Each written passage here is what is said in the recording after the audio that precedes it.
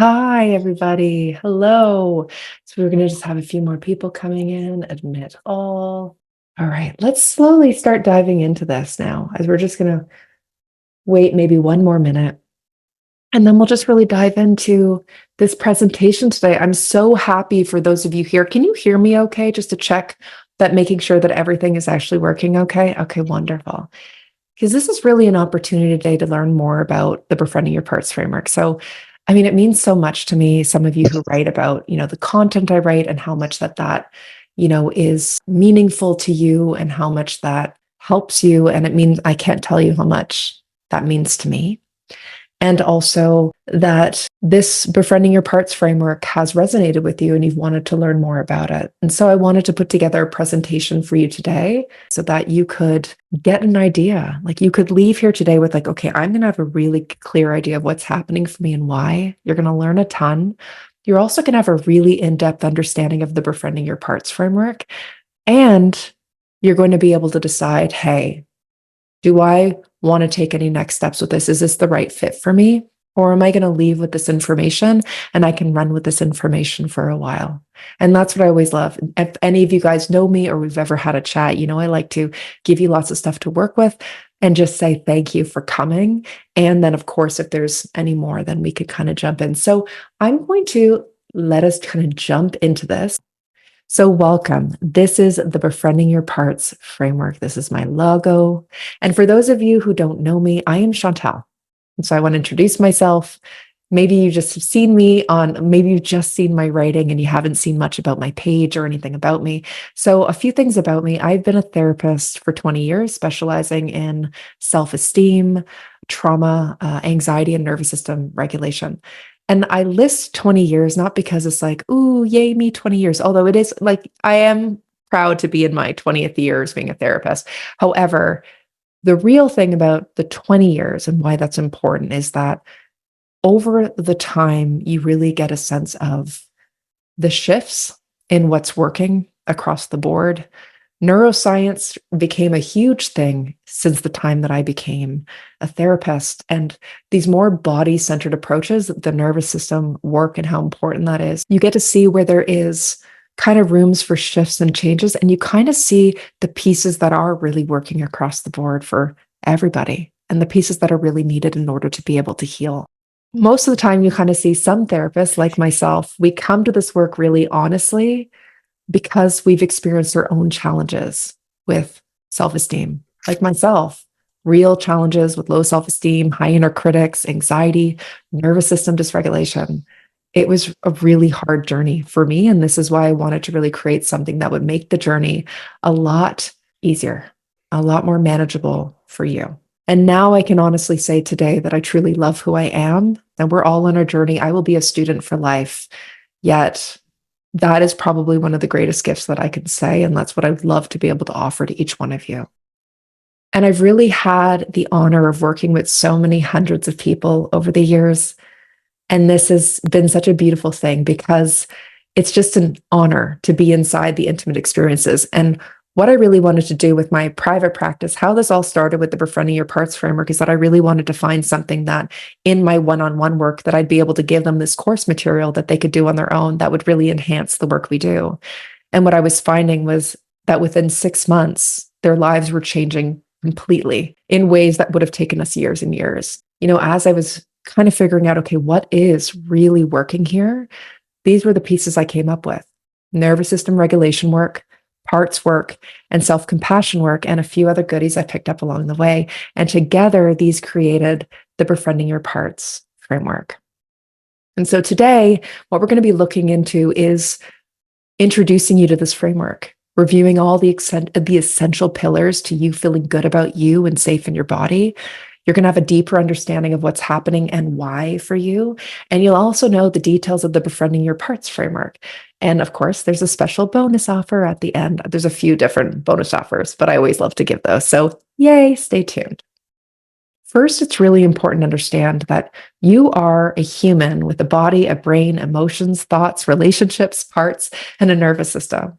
That's why it's really important to take an integrative approach. And an integrative approach means that You're not just working with thoughts and you're not just working with your nervous system. Because if we only just work with one element of your system, then what's going to happen is the healing cannot be full. And this sounds really overwhelming until you understand that they all work together. And there's a way when you kind of understand how your system works and you start learning to work with your system, this starts to make a lot more sense. And the more aware you become of your internal world and the more you learn to soothe your internal world, the more confidence and connection to yourself you'll feel. Your body's going to stop feeling like this thing you're stuck in, and you'll stop seeing yourself as damaged, broken, and bad. And so here are the steps to building long-lasting self-esteem. Now, if you notice, this is in a nutshell, right? If you notice here, self-compassion and healing self-esteem wounds are at the very end. They're step 5 and 6, and there's a very important reason for this. Often what you're seeing when you go on social media is like 3 steps to build self-compassion, 3 steps to heal the emotional wounds. Yet you might start thinking, oh, okay, these steps, let me say this to myself, but there are parts of you that are like not buying it at all. Or maybe your anxiety even goes through the roof because you're not ready for those steps. And there's a reason for that. It's because they come at the end. The first step is always nervous system regulation. We want to build a felt sense of safety in your body. And many of you may not have even had that real felt sense of safety for any prolonged period of time. The second step is understanding your protector parts. It's understanding the ways your system has subconsciously learned to protect yourself. The third step is learning to connect to your true self, which most of us become really disconnected from when we're in survival mode. And we're going to be taking a look at all of these pieces in a moment, right? So you want to connect to your true self because that's going to be a really essential piece to your healing. Then you want to learn to work with your inner critic and other protector parts. These other parts that are protective, like anxiety, like depressed mood, like the numbing parts. If there's any dissociation, if there's any people-pleasing patterns, anger patterns, fight patterns, these are all related to self-esteem emotional wounds. And then we're starting to be ready. Once we've learned to do all these pieces, find a felt sense of safety, connect to your true self, learn to work with your parts, you're ready for self-compassion, which is a really complex set of skills. It's not a 1, 2, 3 process. It requires a very felt sense of compassion. It's not something we say to ourselves, it's something we feel. And then once we've built all these pieces, we go to healing the self-esteem wounds. And this sounds really scary. It's not. You can think of it like a child that's sad or scared and is just wanting to give it a hug. That's what it'll feel like, and it'll feel really nurturing and loving. But often we're not there yet, and we won't have the full capacity unless we've done these pieces before. And so the Befriending Your Parts framework, when we're looking at the 3 important pieces for long-lasting change, first, we want to have awareness, okay? So awareness is key. It's always the first step to healing. You've likely seen this in my content. I say it a lot. You want to have awareness of what's happening and why. And then this is the piece that's always missing. We want to jump from awareness to change. Okay, I know what it is. I know what the problem is. I want to go and change it, right? But we need to find acceptance. And Carl Jung says this so well. He says we can't change anything until we first accept it as it is. And so what this means is not accepting, I'm going to stay here forever. This is fine. It is what it is. That's something totally different. Acceptance means accepting yourself for the ways you've subconsciously learned to cope and the patterns you have felt stuck in, for the ways that you have not been able to move forward in your life, for the things that you wanted and haven't been able to have, for past mistakes. Being able to accept that the knowledge you have today is not knowledge you need to use to shame yourself for the things that happened in the past. And in that place, when we can accept, it makes sense. Everything that's happened makes sense with the context I'm now understanding through my awareness. Then we're able to get to a place of action and change. And this is where we use guided practices and exercises to rewire and retrain the brain and the nervous system and the body. And this is happening. This process is happening all the way throughout. Awareness, acceptance, change. Awareness, acceptance, change. So you'll see this process happening in everything that we're doing in here. So let's start with what is self-esteem. This is one of the oldest terms in psychology. It's also one of the most complex terms in psychology. Let's define it. right? Self-esteem is how you feel about yourself. It's your subjective experience of yourself and of your worth. And this doesn't come from you deciding not to like yourself. This isn't you choosing not to be deserving of love and choosing to be mean to yourself or to feel bad about yourself. This comes from your life experiences, the things that you have experienced and the ways your system has learned to perceive your place in the world. And self-esteem is complex. It's how you feel about all the different parts of yourself. And your inner critics love to judge all the parts of you that aren't keeping up or doing enough or lovable enough.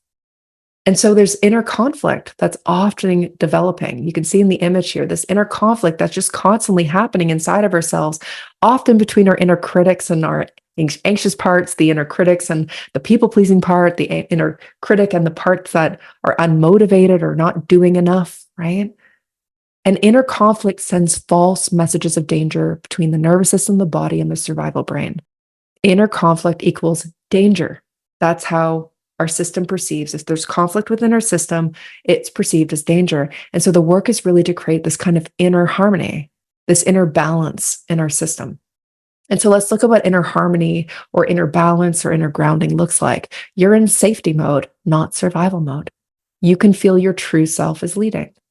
Your parts are not driving, so the inner critic is taking a really long nap. You feel safe in your body and in your environment. And so let's take a look at the nervous system, because when we're talking about feeling safety, the nervous system is really key in this. First, I want to say, let's say you have emotional wounds, right? Emotional wounds lead to self-esteem wounds. They're one and the same. When there are emotional wounds, they impact how you feel about yourself, how you feel others think of you, how you feel about yourself in the context of your capacity to do things in terms of relationships, how safe you feel around other people. It impacts when you walk into a room, what your expectation is going to be of how you're going to be treated and how you're going to feel. That's where emotional wounds and self-esteem wounds become one and the same. And this leads to triggers. There's lots of triggers that are associated when there's self-esteem wounds. And when there's triggers, our threat system gets activated. We go into survival mode. And when we go into survival mode, we have survival responses. And when we have survival responses, those are protector parts. We have anxious parts. Inner critics come into play. We have parts of us that try to numb us, that try to distract us, that try to shut us down. We have parts that jump to people please, or to minimize, or to get angry and lash out. And if you experience an inner critic, an anxious part, a numbing part, an anger part, an addict part, this means you're likely in survival mode, most of or all of the time, maybe even just part of the time. This means your nervous system has been put into threat mode. And the first thing to do is to address the nervous system to create a felt sense of safety. And lots of us don't know how to do that. Lots of us aren't taught that because our parents didn't know how to do that, right? Everything has always been, we're taught to be in survival mode. And so this is about learning how to create that felt sense of safety. And so I want to talk about the 3 systems for emotion regulation that was developed by Paul Gilbert, who developed compassion-focused therapy. Incredible, incredible human. Now, we can also think of this as the 3 systems for emotion, or emotion and nervous system regulation. So let's start with drive system. Your drive system, its function is to achieve goals, succeed, to accomplish tasks, right? It's there to help you do. But often, especially with inner critics, we can get stuck in drive because the inner critic's like, you got to go, go, go. And what ends up happening is we go, go, crash, right? That's the very big challenge of getting stuck in drive system. And then what happens is you end up stuck between drive system and threat system, drive system and threat system. And so let's look at threat system, another one of your 3 systems. Its function is to deal with threats, protection, survival. It seeks safety, right? It's really there to keep you safe and alive. And the challenge is that we can get stuck in threat system, especially when there are inner critics, when there's emotional wounds, self-esteem wounds. And what it looks like when we're stuck in threat system is that we're stuck in survival mode, and it gets really hard and we get burnt out. And so that's where the soothe system comes in. And its function is to soothe, to comfort, to rest and digest, safety, kindness, compassion. This is the system that balances out the other 2 systems because you need to have balance between these systems. Stress and distress is caused by imbalances between these three systems. You don't have enough soothe to balance out the threat and drive. So take a moment for yourself right now and just think about this. We have the three circles here. What size are each of these circles for you? The more time you spend in these systems, the larger the circle will be. How big are these circles? There's no judgment here, because this is what you'll likely find. The threat system, pretty big. I even have a fire ring around it. Why not? It's huge. And the drive system generally starts out pretty big because the inner critic's like, go, go, go. But at some point, we're go, go, crash. And that drive, the motivation, we start feeling shut down. We start just feeling like we can basically get through what we need to get through if we can. And then we just have zero capacity left. We have less passion, less motivation, less drive to do things. And our soothe system is often either non-existent or it's so small because it's not fully developed. And we have to remember here that it's really about, am I safe or am I in danger? That's really this communication between your nervous system and your survival brain. They're constantly communicating up and down, messages being sent. Am I safe or am I in danger? Is this a reward or is there threat? And, back in the day, there was mountain lions, right? Literal threat. We'd be watching and looking for threat. Today, that same response will happen with a weird look, an email from your boss that says urgent, right? Somebody not texting you back after you've texted them, a conflict with someone you love, even someone you don't love, someone at work, and feeling really anxious about it. That will bring up that same survival response. And so I talk a lot about the prefrontal cortex. The prefrontal cortex is really important. Any experienced therapist will tell you that healing equals having that prefrontal cortex online as often as humanly possible. That's how we heal. And this is that front part of the brain. It's your logic brain, but I really am mindful not to confuse this with overthinking parts, like the parts that ruminate or want to think all the time, because that's something totally different. That's not actually just your prefrontal cortex. There's a lot more going on there, right? The logic brain is really about being able to see the larger picture, being able to kind of step outside the box and see potential, to see all the different options. The prefrontal cortex is your executive functioning. It's how you have access to your true self, to compassion, right?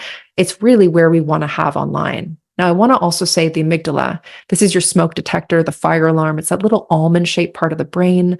This is what really dictates whether you go into threat system activation. The nervous system sends up all this information up to the brain. This little almond shape is like, am I in danger or potential danger? Whoa, what are we going to do? And remember, threat system activation is all about better to be safe than sorry. It's better to activate the threat system and be safe from the mountain lion than not, and just be like chilling out and relaxing and having a mountain lion come and get you.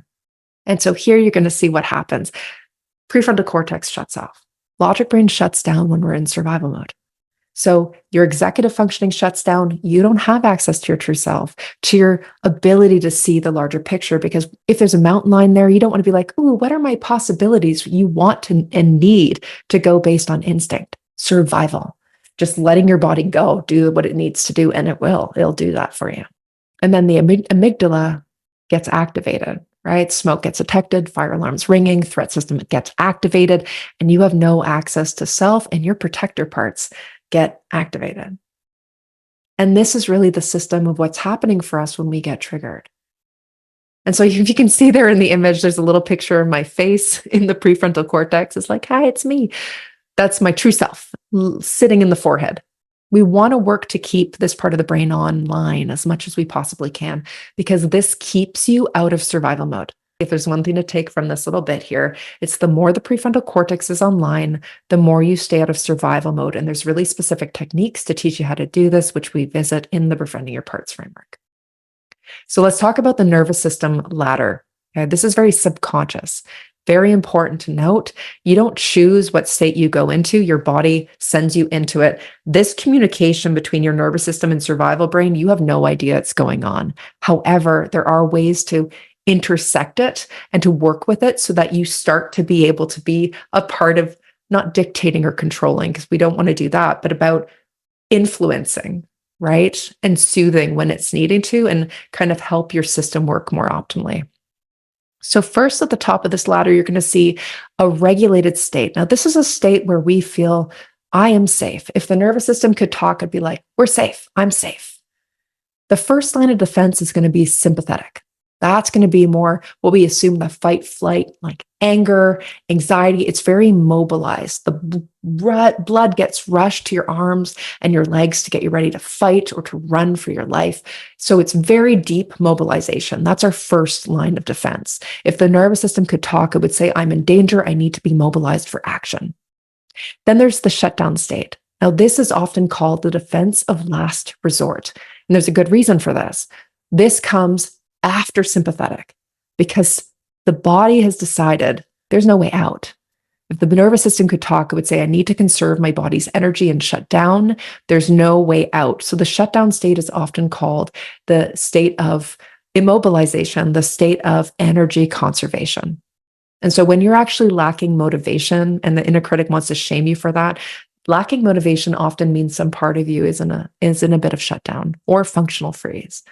And that's because there's parts of you that are trying to conserve your energy and shut you down, believing that there's no way out of the predicament that you're in right now. And that's a really different way to see it. And Deb Dana says this so well. She talks about this, what's happening with the nervous system, right? It's so fascinating. She calls it the in, out, and between. And because our nervous systems are constantly communicating with other people's nervous systems, there's information from within our bodies being sent up to our survival brain. There's information from our environment coming through our senses to our survival brain. And there's information between our nervous system and other nervous systems that are subconsciously talking to each other that's also getting sent up. So we start to understand that when there are self-esteem wounds, it makes sense that parts of you feel unsafe in your body and unsafe around others. Our nervous system just gets so either exhausted or hyper vigilant, right? Like hyper aroused about sensing for anything that could possibly be danger, and it feels overwhelming. For many of us, our autonomic nervous systems become wired for protection instead of connection. Because we're stuck in survival mode, there's a lot of chronic threat system activation. So I took this quote from Deb Dana, who says it so brilliantly, right? We get wired for protection instead of connection, which is our natural human state, is to be wired for connection. And your nervous system has learned to navigate relationships based on your past experiences. It isn't just about who you're with in the moment, it's about what your system expects in connection.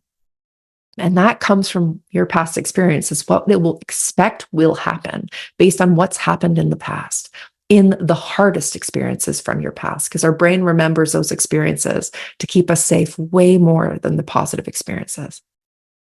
And your attachment, if you can see this little image, this is me and my little rescue, my youngest rescue dog, teaching him really safe, secure attachment. He's just my babes.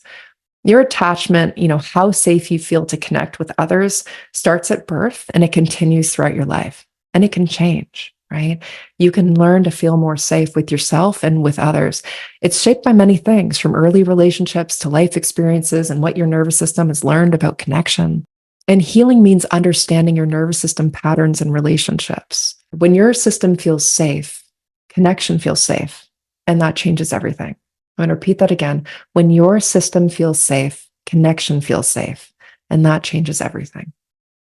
So in the Befriending Your Parts framework, I teach really specific mind and body-based tools to understand, tune into, and shift your nervous system state. So we'll take a look here at what we actually talk about here. Through this section, the nervous system part, which is quite a lengthy, beautiful one, it tends to be everyone's favorite. You're going to learn to understand how your nervous system functions and its stress responses. You're going to recognize your state. You'll be able to note and have tools to kind of look in, where am I at right now, and know the right tools to shift out of survival mode. Because believe it or not, depending on where you're at, I have this little scale I teach you, where you're at on that scale, there's going to be different exercises for each one of those things. And it's really important to know what to do and the right things to do. You're going to learn to keep the prefrontal cortex online for grounding, to have clarity, right, and connection to yourself. You're going to learn to strengthen secure attachment so connection feels safer. You'll learn to recognize unhealthy patterns that keep you stuck. You'll learn to navigate conflict without shutting down or fawning, like people pleasing, right? Jumping to one of your protection modes. You're going to learn to set and maintain boundaries that honor your needs. So I even have a little script and we go through the different types of boundaries, helping you understand what are my boundaries. There's a lot of really good work done there. And you'll learn to access the guided practices and reflections to integrate these changes. So there's lots of good stuff in that module. Let's move to understanding your protector parts. Many of you are interested in parts work or internal family systems, and there's really good reasons for this. It's one of the most evidence-based forms of therapy out there because it's really how your brain works. Your brain has this whole limbic system, right? And we have this very complex brain. And then when we have different parts of our brain that are activated, there's almost this personality pattern that comes with it, right? We have thoughts, emotions, behaviors, actions, urges. And when we get to know these different parts of ourselves, it really helps us to relate to ourselves because we're relational beings. We all have many different parts to us. Your protector parts come out when some part of you feels unsafe, right? When you're in survival mode. And your inner critic loves to shame on these parts. And so I'm going to introduce Ollie, my little Ollie, and a few of his parts. So he's our eldest. You saw a picture of my youngest there.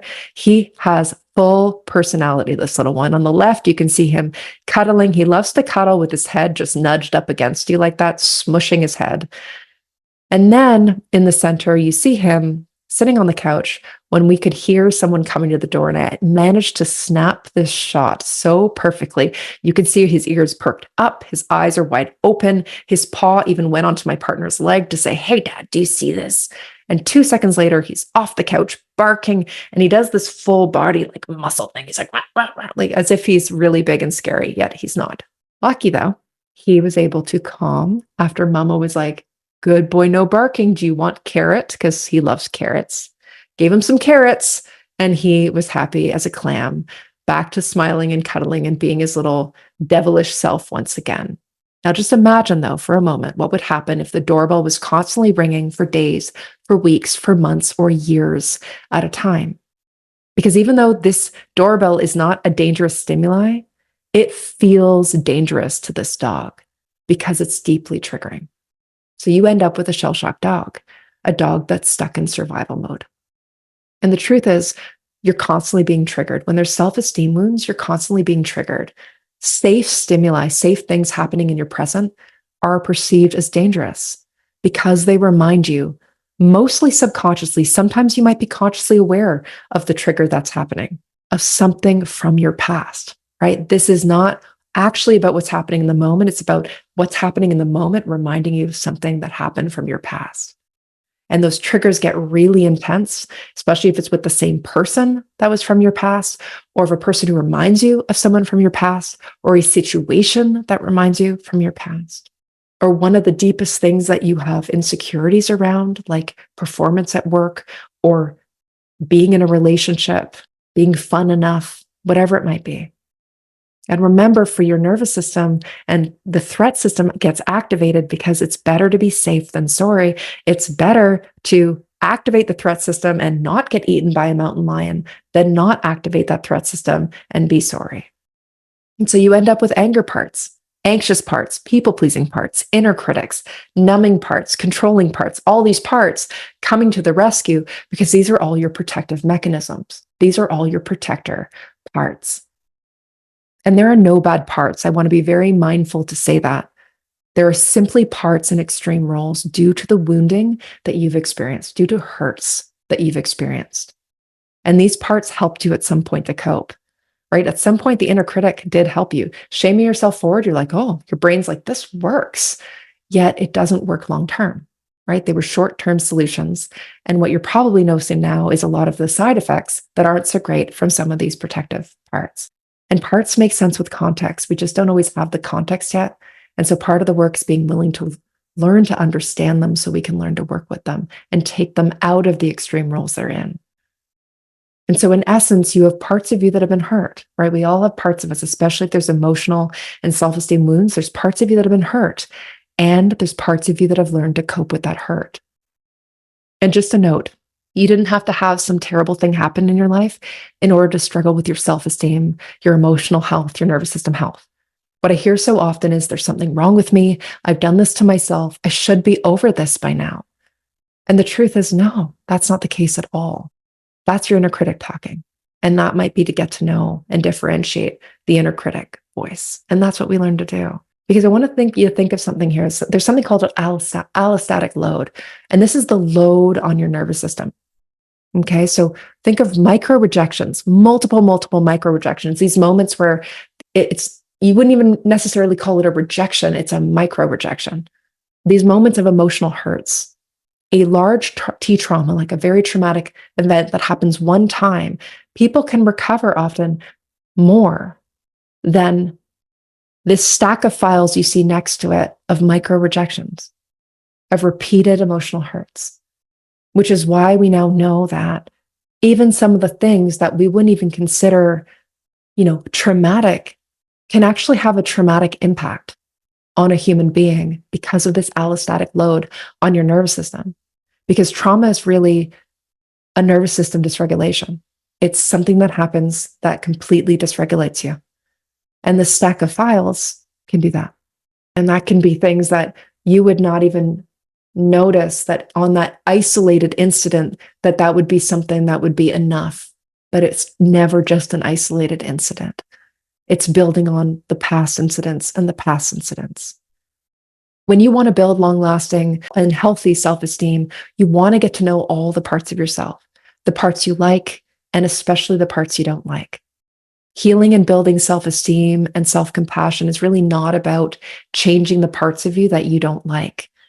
They will heal on their own. They will heal on their own when you learn to have compassion for those parts of yourself, when you're able to kind of ground in your true self and have compassion for those parts of yourself. And you have parts of you that have been wounded, have been hurt, right? We've identified those. You also have parts of you that have learned to be super protective. We've identified those too. And you have a true self, that deeper aspect of you that feels true to your values and true to who you are. And this is so important to connect with. You can think of yourself as this embodiment of calm, of confidence, of trust, of wisdom, of perspective, of curiosity, compassion, and care. So these are the pieces from parts work or internal family systems that's really helping you to get to know your true self. We all have this. Often the self is buried so deep below other parts because of what you've been through. And so it's reconnecting with the true self. And healing means building healthy relationships with all parts of yourself, especially the parts you don't like. And the self is what you're likely disconnected from most of or some of the time. Very, very common. And yet the self is really the key to your healing because it really helps you to soothe and nurture the parts of you that really need it. It incorporates the nervous system regulation and the self-compassion because your true self is a regulated state that has a ton of compassion.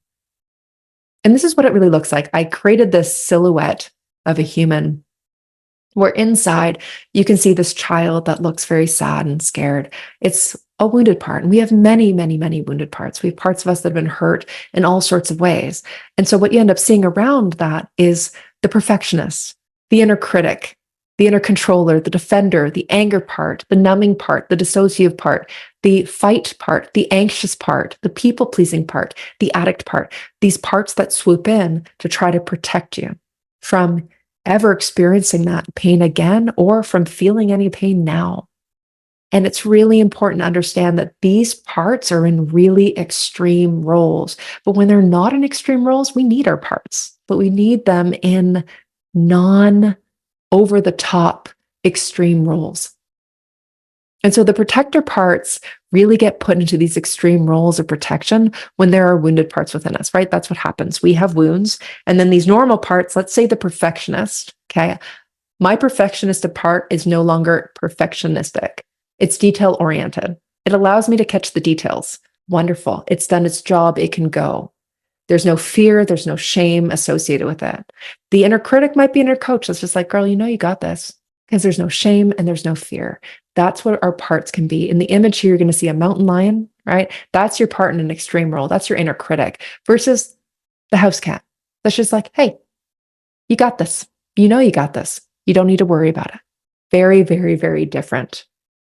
And what I love about parts work is it allows you to see that this is a part of me. It's not all of me, right? This is a part of me.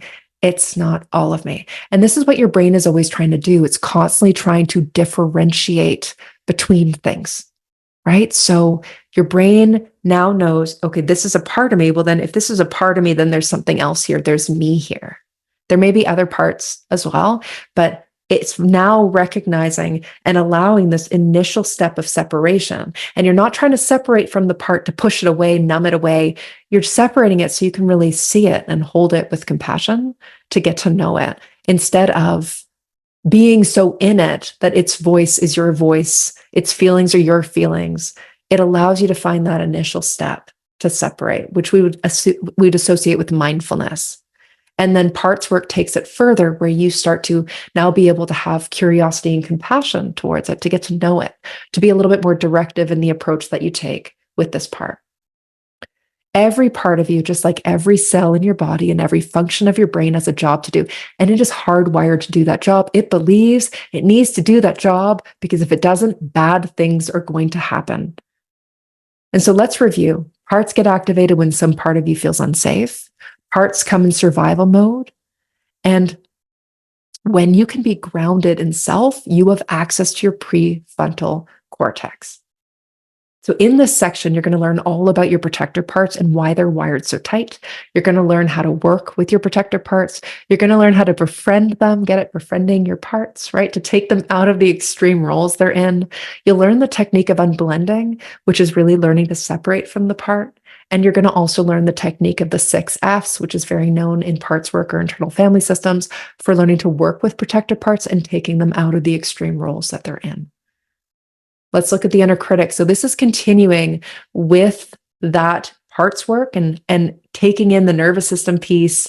We're still incorporating the compassion, even though we're going to learn more about it later down the line. The problem with traditional talk therapy and other approaches is they teach you to not pay attention to your inner critic, to shut it down and or to suppress it. And needless to say, this does not work. We are really relational beings. So I was saying that earlier. Our internal parts, like the parts within me, are going to act really similarly to my external relationships with other people. Okay, so just think about this for a moment. We're really relational beings. So we're constantly relating to different parts of ourselves, right? We have an inner critic and we're like, oh, I really don't like that part of me. Oh, I really don't like this. Or, oh, I'm really fearful of this, or I'm angry at this. We're relating to these parts, but we want to learn to relate to these parts in healthy ways, just like we want to relate to other people in healthy ways. So think about what would happen if you said, talk to the hand because the face don't care. So I am born in 81, raised in the 80s and 90s when this was a fun thing to say. And I remember saying that all the time, right? Talk to the hand because the face don't care. Imagine saying that to someone in your life who's feeling angry, upset, or judgmental. It's not going to go over very well, right? If a part of you that's trying to protect you and thinks like it's actually doing what it needs to protect you, it doesn't believe that not doing its job is actually going to help you. And if it feels like it's being dismissed, shut down, or bottled, just like that part in another human being, it's only going to become more of what you don't want it to be. And every single part of you wants to feel seen, heard, and respected, right? Every single part of us has human qualities because we're human. And as human beings, we want to feel seen, heard, and respected. And research has shown we have 7 types of inner critics. Our inner critics have really different jobs, intentions, and it's important to get to know these. We look at each one of these types of inner critics in the Befriending Your Parts framework. And usually you have a combo of different ones. So it's important to get to know it for yourself. That's really, really great work. The inner critic has good intentions. I always want to say that. It's there to protect you. It thinks it's protecting you from rejection, failure, disappointing others, or angering others, from abandonment. And yet it has a really terrible impact because it leads to low self-worth, self-doubt, lack of self-trust, feeling unmotivated, feeling not enough, high anxiety, social anxiety, disconnection from yourself, stuck in survival mode. And the list goes on and on and on. And so when you're working with inner critics, this requires that integrative approach again. Because what often happens is, especially if we try to do, let's say, CBT, which is how I started my career, was in CBT. Back in the day, 20 years ago, CBT was everything. It was the most evidence-based practice out there. Now we know it's very limited because you're just working with thoughts. And I want you to think of it this way. Your thoughts, as this tree is in the image there, are the leaves on the tree. Okay. And if you're just working with the leaf on the tree that's brown, that's not going to address, you're like, let's just pluck this leaf off this tree. What do you think is going to happen? It's not going to stop the other leaves from going brown because it's not being addressed at the root. It's not addressing the soil or the ground or the water, the sunshine. And so this is why we really need an integrative approach to be able to really work with it at the root. And so that means looking at also the emotions and the nervous system and the body and our relationships with other humans, how we relate to ourselves. Because self-criticism and shame, they really activate the threat system and vice versa. It becomes this really negative feedback loop. So for instance, if something happens and your threat system gets activated, this is going to activate your inner critic. If you are a person whose inner critic is a protective mechanism, a protective part that comes in, the inner critic's going to come in and is like, because you didn't do this, or you did this, or you did this, you're not enough. You see, they don't care about you as much as you thought they did. There's going to be a whole narrative around that. And you're going to feel shame. And that feeling is going to then reactivate the threat system. Okay. And the threat system is going to reactivate the inner critic. So you start to see yourself in this massive, vicious cycle of inner criticism. And that's how the cycle continues. And we can get what we call spiraling out. Shame is wired into us as human beings. You don't choose to have inner critics. You don't choose to have shame. It's wired into you as being useful. Yet shame shuts the brain and body down. The brain cannot produce anything new. It just strengthens the current neural pathways and patterns. And newsflash, newsflash, they're likely the patterns you already have, which are patterns of inner criticism, self-doubt, feeling stuck, shut down. They're going to just keep reinforcing the patterns that are already there. And that's what shame does. That's why it keeps us in functional freeze or freeze. It's linked to the freeze response in your nervous system. Research has linked it to that freeze response, which means either you can kind of get through the bare bones basics of what you need to, and then you just feel shut down like, I can't. Or you really feel unmotivated. You've lost your passion. You feel stuck. And over time, this can make you feel like you're having breakdowns and not able to function. It's not fun. And so it's all about learning to work with your inner critics instead of suppressing them, having them in the driver's seat, getting angry at them or avoiding them. It's really about learning to work with them. And this is so different than what we're taught, because we're taught that if we have that voice, squash it. That doesn't work. And you've likely are here because you know that does not work. And so in this section, you're going to be learning about your parts, how to work with them, how to take them out of the extreme roles that they're in. You're going to learn about the 7 types of inner critics and other protective parts, your attachment to these parts. We often have really strong attachment to our inner critics because we feel we need them. We feel otherwise we're going to fail. We're going to be rejected. We're not going to have good things in our life. You're going to learn how to work with them to take them out of their extreme roles. And you're going to have guided practices and tools to help you rewire and retrain.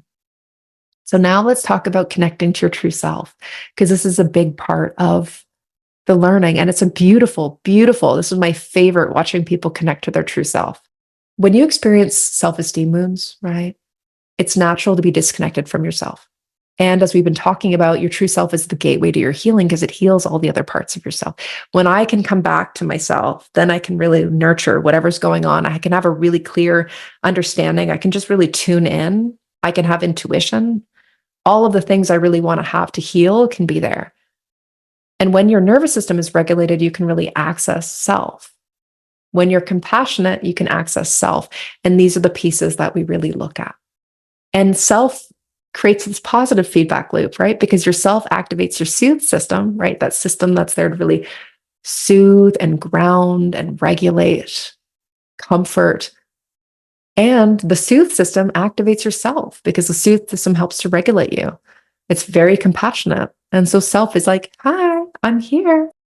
And so your true self, one of the basic exercises I always get people to think about is kind of like, what are the things that make you you? 3 things, right? Just thinking of 3 things that make you you, the true you, that if you took those traits away, you'd no longer be you.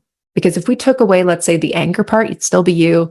If we took away the inner critic, you'd still be you. If we took away some of the parts of you that have been hurt, you'd still be you, because there is a you beneath all those parts that is unbreakable, unshakable. We just need to get to know it. And that's the beautiful thing. When you come to that, you know you can get through anything. You can move through any self-esteem collapse moments where, something happens that might, trigger your self-esteem wounds. You can move through it with so much clarity. The triggers are less, they happen less often. And you just feel like you're moving through it in a way where you're supporting yourself and you are your own friend. And so just think of a time you felt grounded, right? These are the times. We're not trying to think of a time where you were stressful, trying to get the kids to school, or you were feeling like you were in complete survival mode. It's trying to think of a time when you might have been in a safe space. Maybe you were with your dogs, as I am in the picture there. What did you feel like? What were you like? And maybe if it feels safe for a moment, just place a hand on your chest. Just notice the warmth beneath the hand.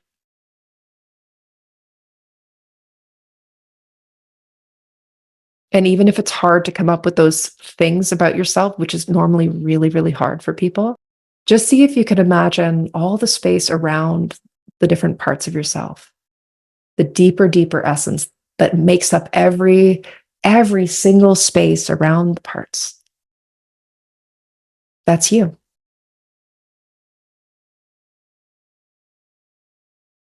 Now, if you feel ready to kind of let that go as we move through the rest, but you can come back to this and think about that. What are the things that would make you you, that if you took those things away, you'd no longer be you?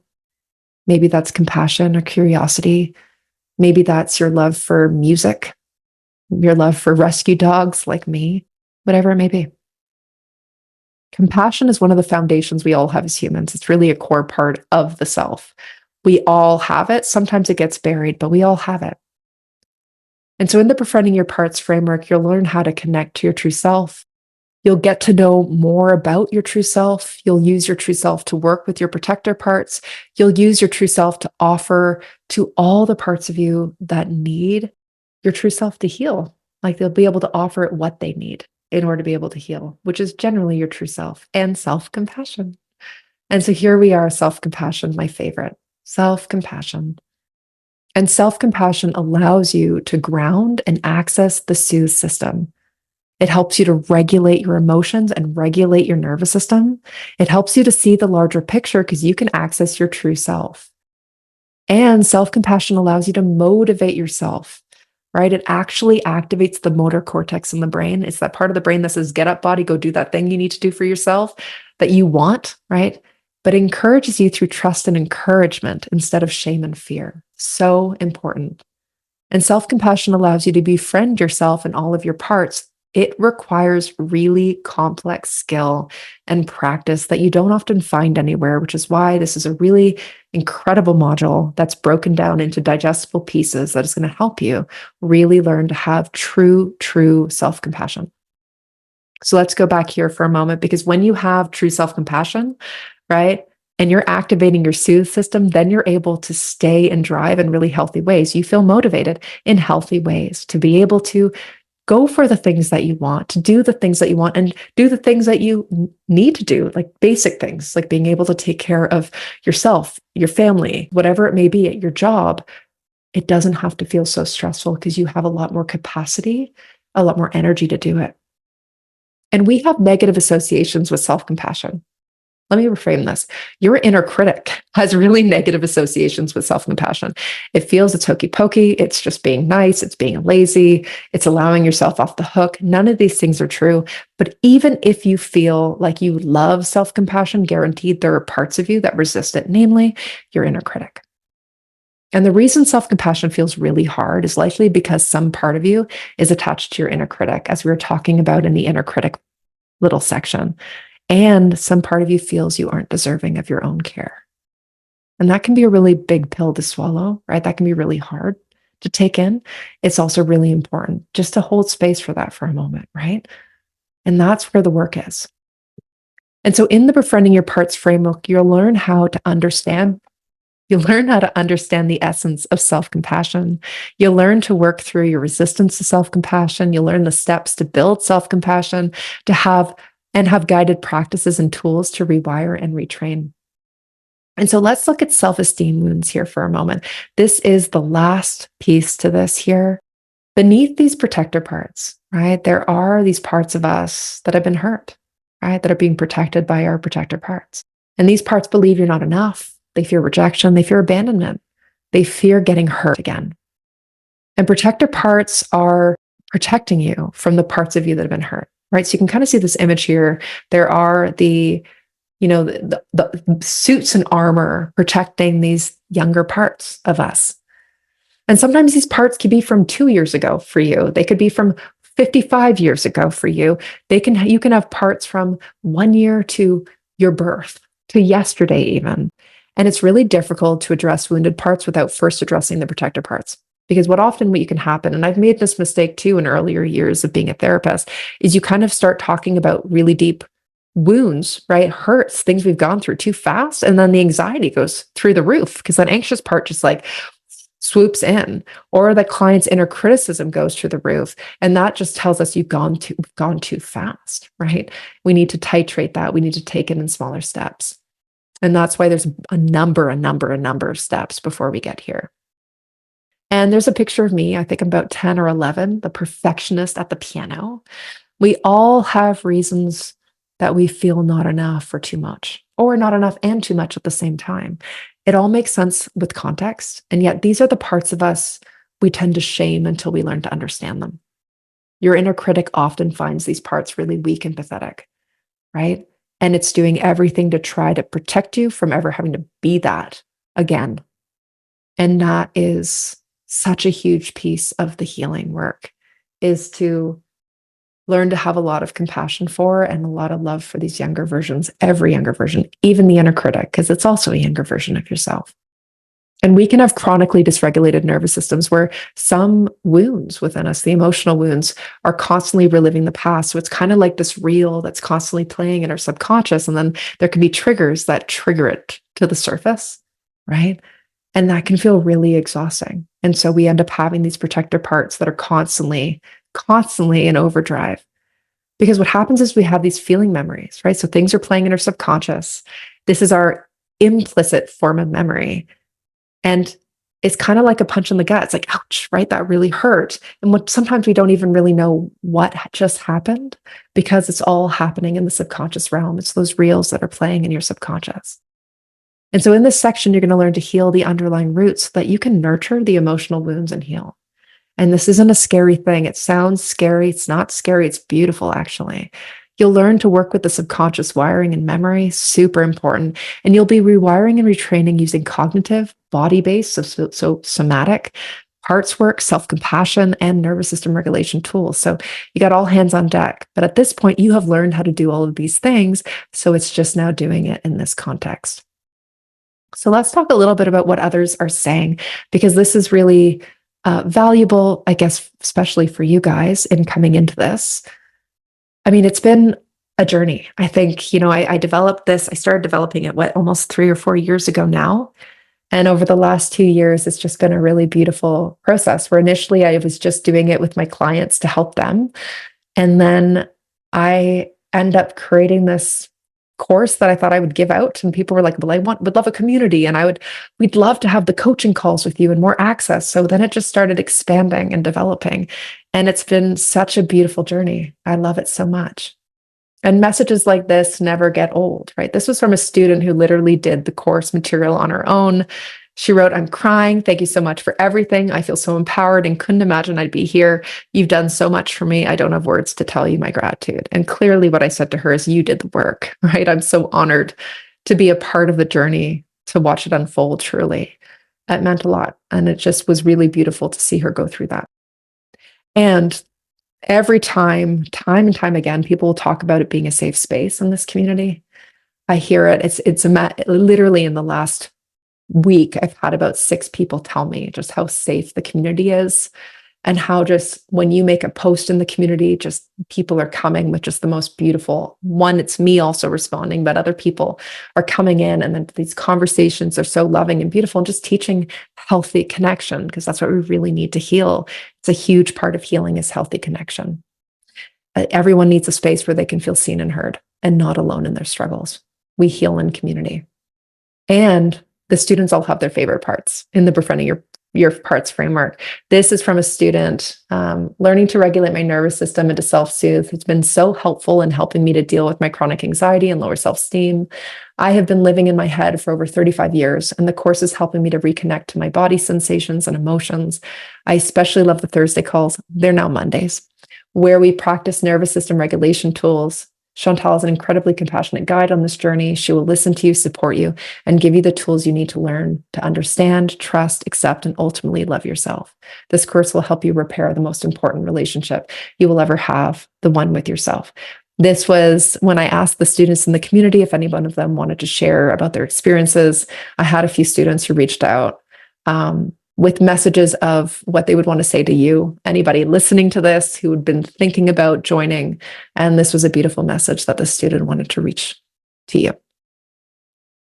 And this was a student who wrote this beautiful testimonial on her journey so far in the Befriending Your Parts framework. I mean, this student came in who wasn't leaving the house, was having trouble even putting on clothes, overthinking every step. Hi, Chantal. I hope you're recovering well from your surgery. Back in December, I had surgery unexpectedly. I wrote a little bit about my experience. I feel like it doesn't really do justice to how much you've helped me and how your program builds hope bit by bit, but hopefully it'll be helpful to you. When I started the Befriending Your Parts framework 6 months ago, I thought self-compassion sounded like a nice to have, but I couldn't imagine it for myself.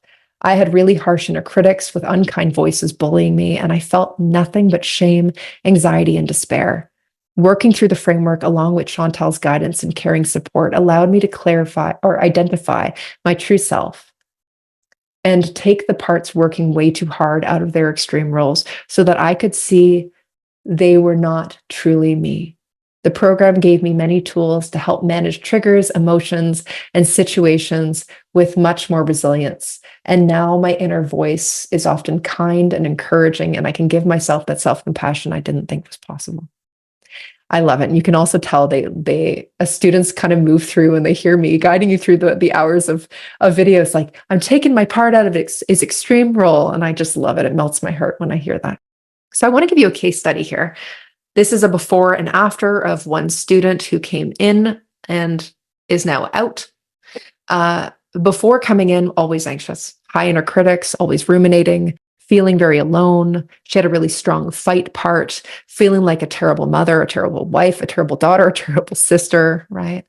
And after going through this, what she noticed that she had much less anxiety or anxious part. I was about to write there. Her inner critics were much less, and she knows how to work with them, feeling good about who she is. And she's really proud of herself. She has moments where she feels really proud for very little. And that's the beautiful thing. She used to have something huge to feel proud for 1 second.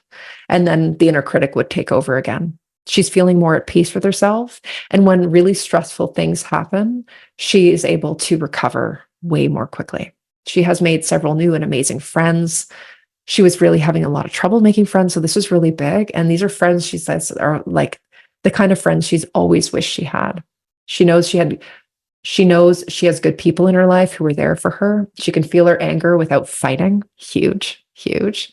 And use that anger part to say thank you, and just, it's wisdom for her now to know what's happening for her and what she needs. It's usually setting a boundary or taking some space or doing something for herself that she needs, but it's usually a communication thing for her. She's learned to recognize her strength and knows she loves and cares deeply. She knows that about herself, that she's a very loving and deeply caring person to everyone in her life. So let's talk about the 2 tiers to join the Befriending Your Parts framework. So I just want to give you the details here for you to have. So you have access to all the course material. And this is approximately 20 hours of material broken down into digestible videos. It's all me guiding you. There are slides, but it's made like a podcast, and the app is actually an app you can put on your phone. So you can kind of listen to my voice, and there are workbooks. So if you're listening and there's a little exercise there, the exercise is in the workbook. It's just a workbook you can have on your phone. And in that workbook or on your computer, download it. And so you can always kind of come back to that exercise and do it in your journal and reflect on it even later down the line. And there's lots of guided practices. Again, it's my voice guiding you through. And there's access to the Befriending Your Parts community for support. And the community is just, I have no words to tell you how unbelievably supportive and wonderful this community is. You can get guidance, you can ask questions, and I will come in and write you a very detailed response to any questions that you have. You have the option for a monthly subscription. You can choose to start and when to leave. However, if you choose a 6 month or a 1 year option, you save like ridiculously large amounts. There's a live weekly Q&A coaching calls with me, right, where you can ask one question and I do a guided practice weekly based on, there's a little weekly form I have people, it's a checklist I have people fill out. You don't have to, but if you want to, it's good because then it tells me what's going to be the best guided practice to do for the group. Because you can join at any time. So we have people who are just starting. We have people who have been in there for a while, and it really helps me to kind of figure out what's going to be the most helpful. And everyone's always supporting each other in this, but it's really a space where you can just get a little bit more access to me and have me support you by just answering your question. And if you don't feel comfortable sharing your question, on screen, and most people have their screens off, just like here, you can just let me know the question in that form that you fill, and I will answer it for you. And you can just listen and not even name you. And you have access to all the paid live webinars because there's going to be a number of paid webinars I'm doing this year. You're going to get to attend them for free and have the recordings because I post those in the community. So that's option one. If you just want the course material, that is going to be an offer available for next 2 days only. You can have it for $3.99 USD. You'll be in the community for a full year. You can have access to it all. Come on in, have a fun time, and that will be yours. Now, this will not include being able to post in the community. This will not include being able to attend the weekly calls, but you will have the course material. And for that investment, that is unbelievably a great deal. Okay. I love deals, so I like to give them away on these. Okay, option two is basically everything in option one, plus you get one-on-one calls with me. Okay, so this is for people who really want the utmost support. So this would be a place if you wanted to work with me, we could set up a 15 or 30-minute chat to find out more about what you want. What you would do is sign up for option one, and then anytime we do a session, we just like a normal therapy or coaching session, you just pay for the session. Very simple. And we really tailor this to your needs. So there are a number of people in the community who are doing one-on-one with me, and they really love it because I know their situation so well. And so even when they post in the community, I can really give them some things to work on that are very specific and tailored to them. You also get access to all of my virtual workshops. So these are the workshops that I was saying, the paid workshops that are happening this year: self-esteem in your nervous system, self-esteem, nervous system, health and healthy relationships, working with your inner critic, and the self-compassion workshop. So there's always pieces of this that are in the content, but I always add pieces that aren't so that it gives the people in the community some extra stuff, which is really great. And it's always nice to attend things live because feel like we tend to take it in a little bit better. So what are the next steps? Yeah, we could chat. If you're interested, you can send me a message, especially if you're interested in option two, we can set up a time to chat. And even if you're interested in option one, but you're kind of confused around a few things, let me know. And if it's not something we can arrange by, messaging one another, we can always set up a quick time to chat as well. Okay. So I'm going to remove and stop the share here. So let me know if any of that interests you. And if you have any other questions, please reach out. I'd love to know how you found the webinar, so please reach out and let me know. And I will talk to you soon. Thank you so much, everybody. Have a lovely night. Bye, everyone.